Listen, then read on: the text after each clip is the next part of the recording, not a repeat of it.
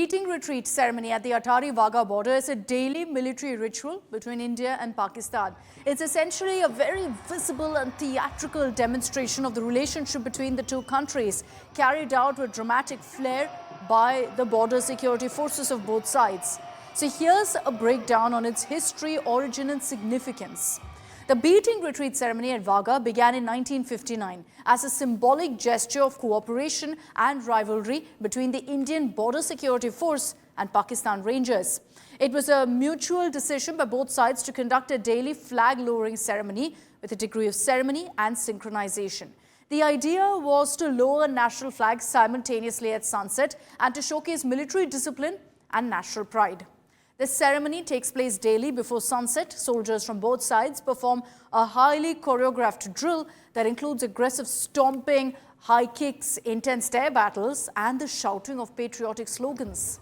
The border gates are usually flung open and soldiers from both countries, India and Pakistan, march toward each other and perform elaborate salutes. The ceremony ends with a handshake and the closing of the border gates. Now, however, in the scaled-down version, there's no handshake and the gates aren't opened. So the whole ceremony's origins of the beating retreat is tied to British military traditions because the beating retreat was historically a military drum call in the British Army to signal troops to disengage from battle and return to their camps at sunset. This ceremony takes place daily and only at the Attari-Wagah border, so it doesn't happen at any other border post. There have been many instances of the beating retreat being suspended previously. In November 2014, after a suicide bombing near the Wagah border in Pakistan, they suspended the ceremony for 3 days.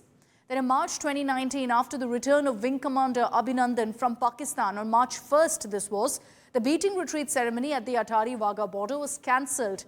The Indian authorities opted for a subdued ceremony without public viewing to avoid any spectacle.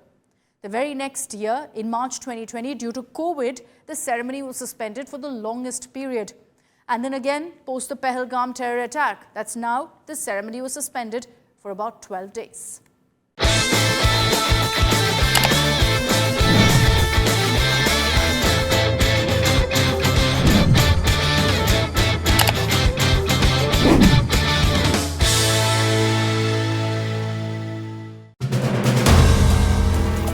If you like the video, do like, comment, share and subscribe.